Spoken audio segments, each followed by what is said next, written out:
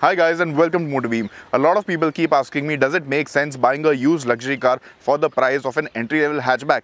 Well, to answer this question, I have this, the W204 C-Class, and this, the E84 BMW X1, available for really good prices. So let's get started. Let's do a comparo and then we'll discuss in detail whether you should buy these cars and what would be the service cost like. Before we get started, make sure to hit the like button and subscribe to the MotorBeam channel.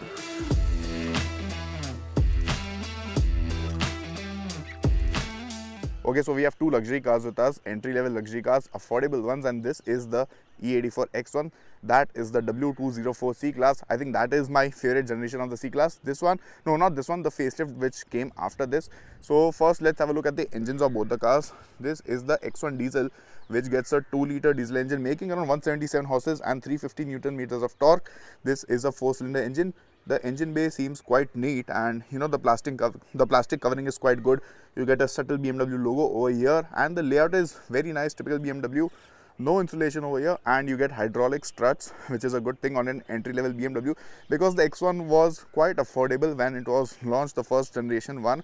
And this is the base model, so there's no sunroof, and this has halogen lights over here. So I'll show you the exteriors in a bit. This is the engine, and this one gets a 6-speed automatic, a torque converter. The newer models got an updated gearbox.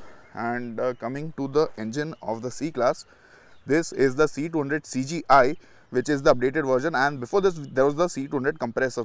So the compressor was supercharged. This one is turbocharged. This has a 1.8-liter engine, making 186 horses, 284 Newton meters of torque. So let's check this. Both the cars have hydraulic struts, and I think both the cars look good even today. This one looks really nice. This one has projector lights, halogen fog lamps, and normal indicators. Halogens over here, you get all halogen setup over here. Of course, the top variant, the higher variant, got a much better lighting setup. So this is the affordable one. This used to cost around 22 to 29 lakh ex showroom. This one was around 26 to 29 ex showroom. So yeah, these cars were really affordable back in the day.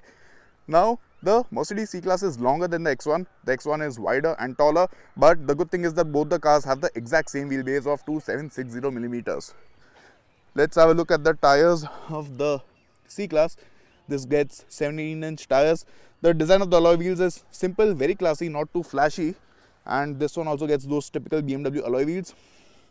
A very familiar design that we have seen over the years.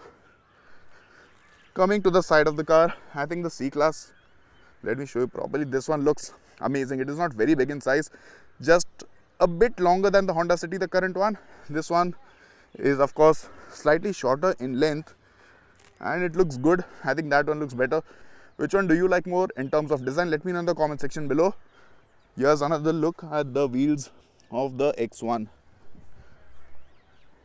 No sunroof on this one. You get a normal sunroof on that one, and there's a basic shark fin antenna over here.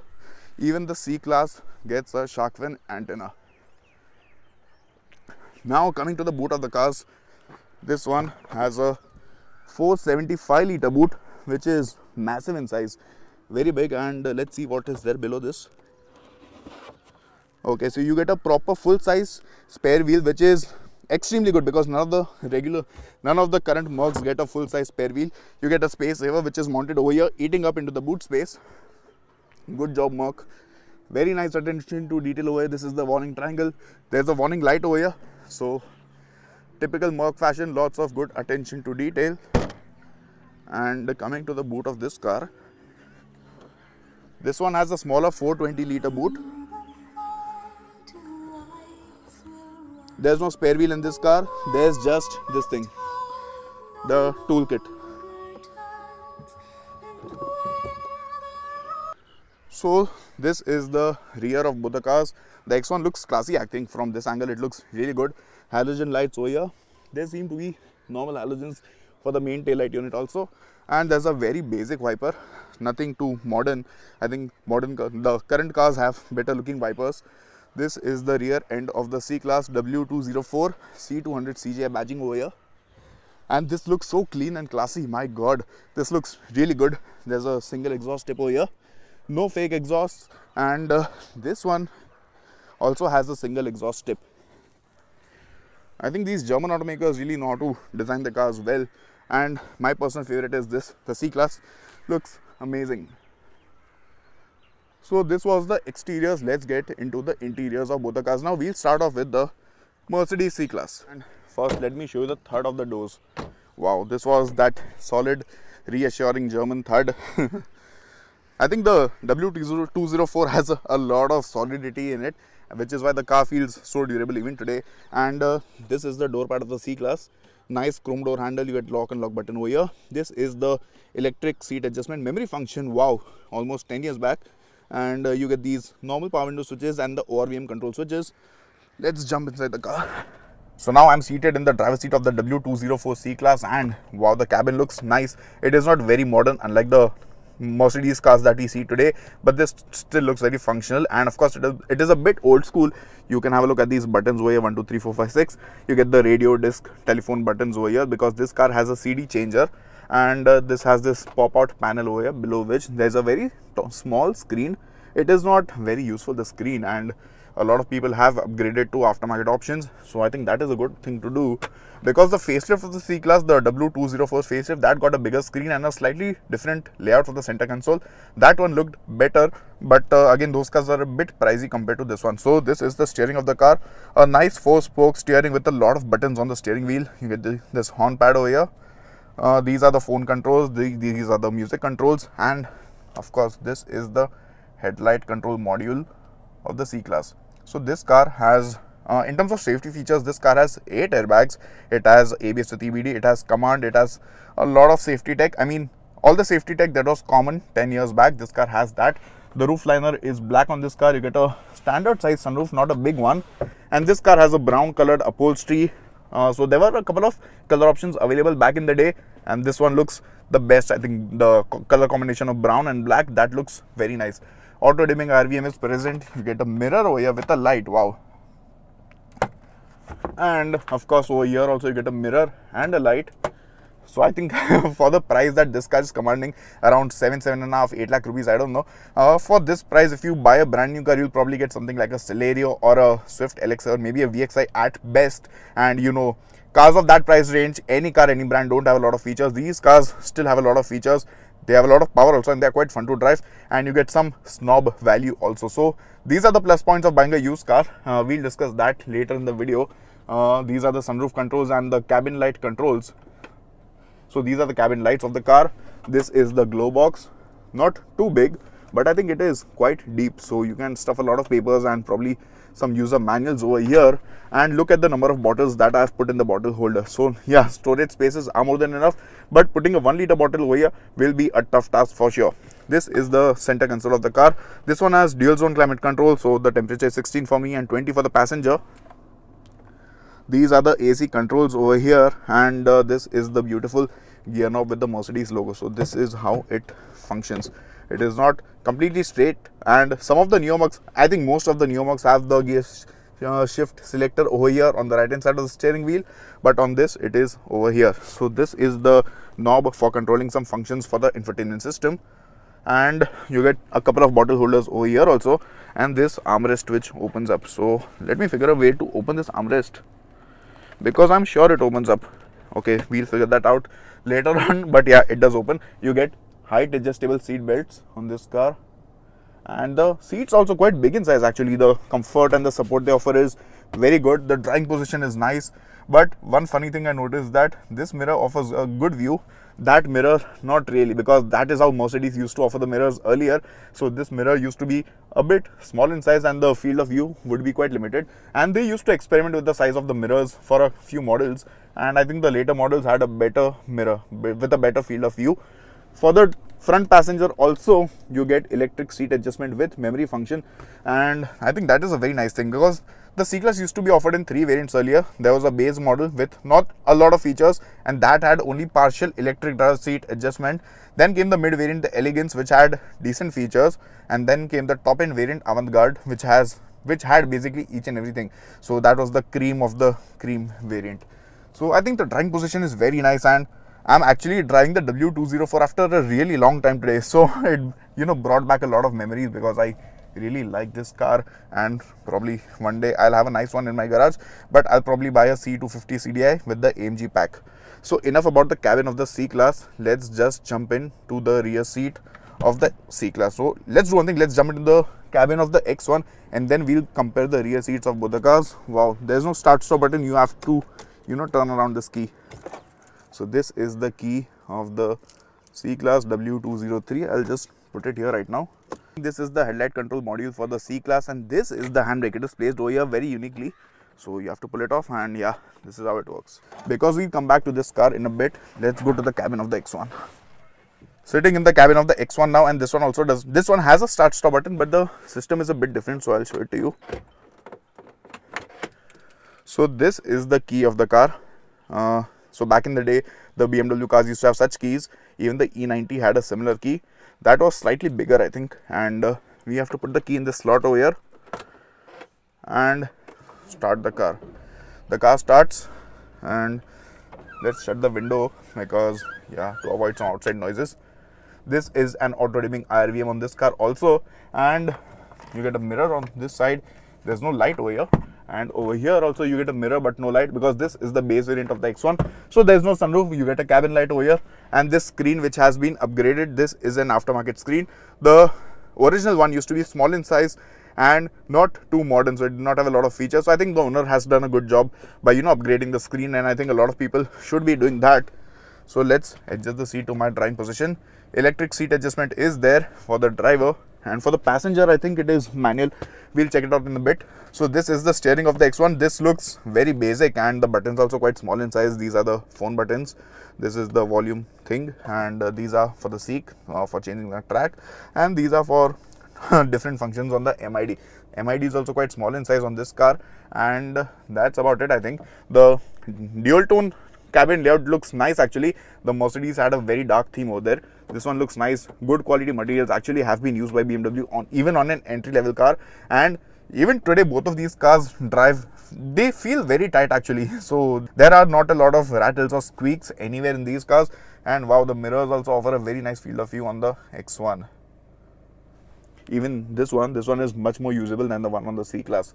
So yeah, in terms of safety, this one has 6 airbags and ABS with EBD, traction control. All those basic features are present on this car. Also, this one does not have dual zone climate control. It has single zone climate control. Okay, I think it does have dual zone climate control. Let me figure out. This one also has dual zone climate control. Wow, 1616. Nice, very nice. I did not expect this actually. So let's shut this right now because the audio will interfere with this thing. So this one also has a CD changer over here, and you get this BMW professional badging. So no Apple CarPlay, no Android Auto, no connected car features on this one, unlike the newer BMW cars that we see. And even the gear selector knob is quite basic. Feels nice and chunky to use, and storage space is also enough in this car. So you get a small storage space here. This is a bit useless actually. There is a space over here to keep your mobile phone. This also opens up, and you can stuff something here. There's a cup holder inbuilt.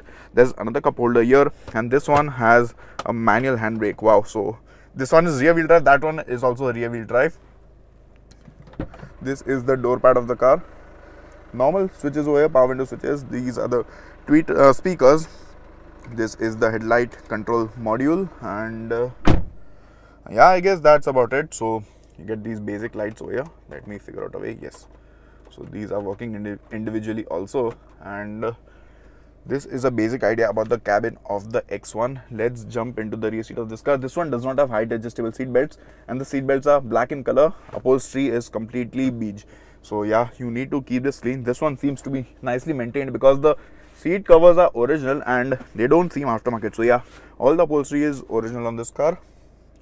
Let's get into the rear seat now. So we'll start off with the X1 and then jump into the rear seat of the C-Class. So yes, this is the rear seat of the X1. Looks quite compact over here, and knee room is also not much.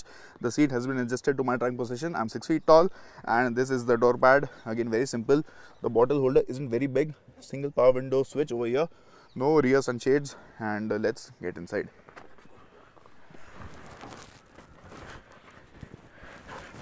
Okay, so space is definitely at a premium over here because knee room is extremely tight. There's no space at all. Headroom is more than enough actually. 3 headrests you get. The middle one is fixed.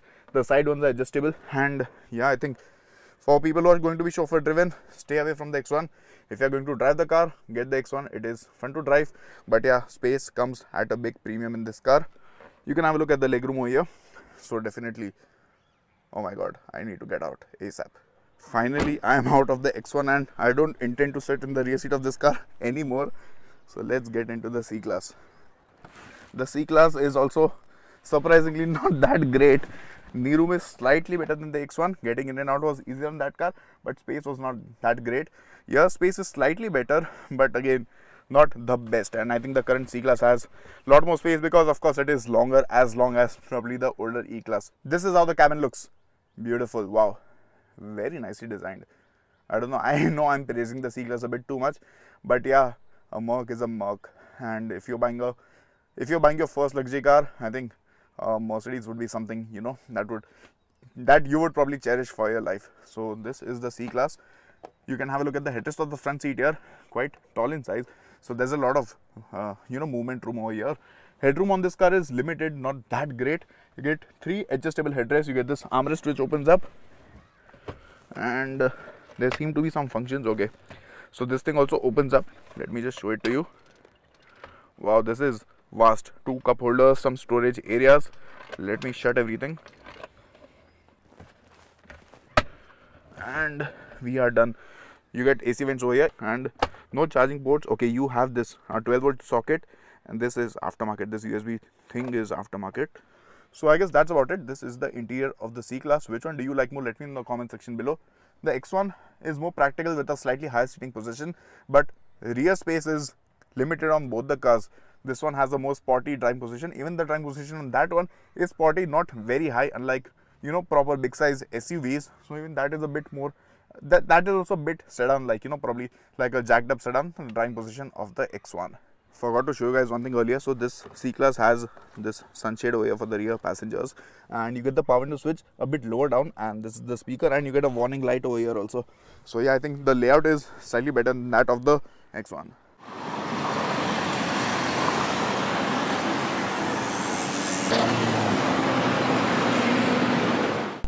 At the wheel of the Mercedes C-Class now, as I said before, this is the C200 CGI variant, meaning it gets a 1.8 litre turbo petrol engine. The compressor used to get a supercharged engine. This one is turbocharged, making 186 horsepower and 284 Newton meters of torque. And let's get driving. So I think I like the layout of the dashboard. It's very basic, old school, but I was actually driving the car to the shoot location and I found it very involving to drive. So let's put the car in sport mode.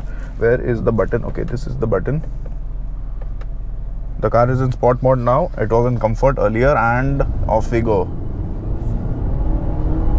This car has done 54,000 kilometers. Still, it has so much life left in it. This engine is amazing, and wow, it is very refined even by 2022 standards. It is a very smooth engine, and I really like how, you know, it delivers all that power. So there is some turbo lag which is felt at the lower spectrum of the RPM band, below around 2000 RPM. After that, the mid-range is as strong as it can get. Very strong mid-range. Wow, I'm loving it. Very nice engine, and engine is good. The 5-speed automatic is also nice, but the best part is that this C-Class feels so involving to drive. The steering has nice feel and feedback. The handling is very tight, and, you know, sudden lane changes feel so good. Actually, the car feels tight to drive, you know. So the newer luxury cars from any brand, they feel more luxury oriented. Very few are sport oriented, but this one feels like a proper driver's car, and wow, I'm actually tempted to, you know, get one of these. The size of the car is small, it is tight, it is checkable, and wow. I mean, I would never really get bored driving these old cars. This one also, and the X1 also. X1 is also quite fun to drive, but we are talking about the C-Class right now. The steering is not too heavy. It is actually not too light also, somewhere in the middle, and overall driving the car is very easy. Only that mirror causes some issues because it is small in size, and yeah, it has limited visibility. So Mercedes corrected that in the later models, but abhi ke liye to yahi hai. And the ride quality is also quite comfortable. I mean, this car does not feel more than 10 years old. It is old, but it does not feel old, and suspension seems to be quite nice, and, you know, the car is soaking up all the bumps in a very nice manner. So I'm actually loving this C-Class, and wow. Okay, so if I tell you about the power figures, now this one makes 284 Newton meters, which is actually more than the C250 V6. And if you look for something in diesel, you'll probably get a C220 CDI or a C250 CDI. The 220 is nice, again, that is very efficient, and that is also a workhorse. And the 250 CDI, that is on another level. So that is a power packed unit, you know. But even this one, for petrol, I would suggest the CGI only and not the compressor. The compressor is quite old now. The CGI is still new, and yeah, I think this C-Class shouldn't give a lot of troubles because there are very few electronics anyways, and I think maintenance should be reasonable provided you find a nice reputed aftermarket garage who doesn't rip you off. So I think I've said enough about the C-Class. Okay, this one also has adaptive brakes, and the braking performance is actually quite nice on this car. So even though the car is old, somehow it has held up really nicely, and I think the previous owner has maintained this car well. So that's about it, I think, and I think we'll jump into the X1. See, the car is being driven on a really bad patch of road right now, and I have no complaints with the ride quality. In fact, the seats are also so big in size, and the car itself isn't very big. As I mentioned before, it is the size of a Honda City, but the seats are very big, and of course much bigger than that of the Honda City. So yeah, good stuff, man. Time to switch to the BMW X1.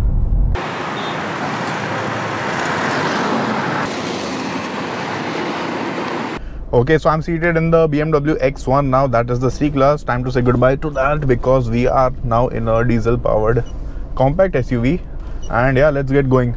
So this is the diesel BMW X1 powered by a 2-liter diesel engine, of course, making 177 horses and 350 Newton meters of torque, and this is paired to a 6-speed automatic. There was a 5-speed automatic in the C-Class that I drove.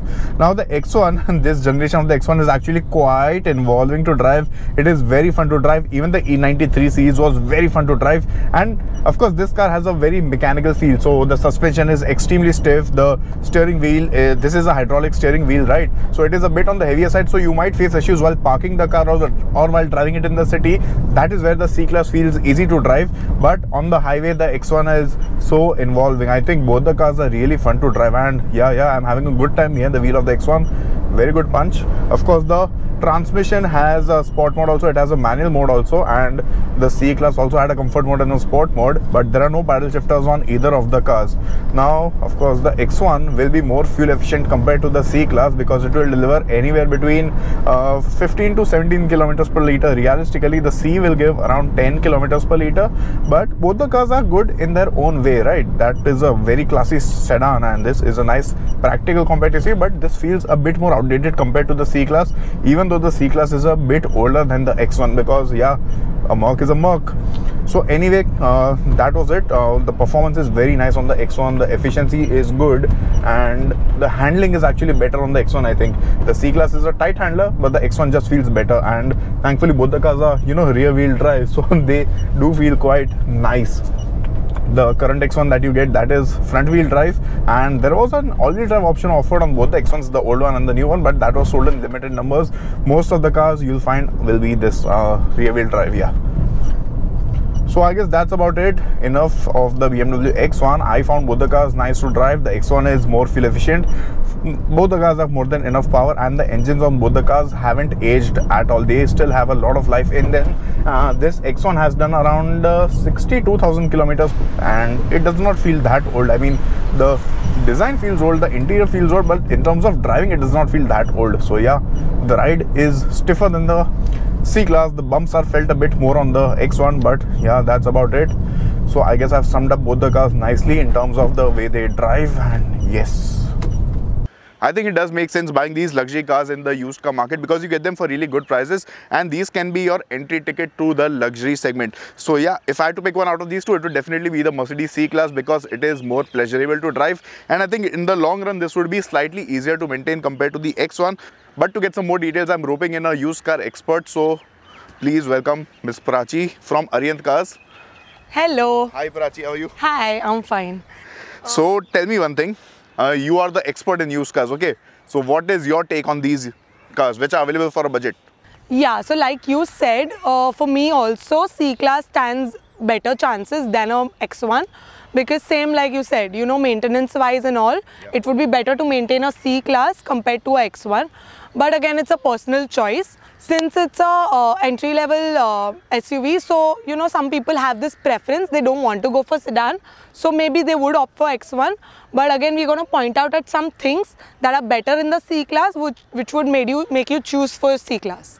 Yeah, I think the C-Class feels more fun to drive, and it is more refined also, very silent. The engine is also quite nice. This one is quite noisy because diesel, of course, and there's no sunroof in this car, and it is bare bones. I mean, for the price it is good, but when you compare to the C-Class, I think this one still feels quite modern and looks nice. Yup, you're completely correct. And more than that, if anyone has ever had their hands on both of these, I think they would vouch for this, that the steering of the Beamer is completely like, you know, you would feel like you're getting a gym. You're getting a nice workout. So Yeah. for people who want to skip the gym, they can buy the X1 definitely.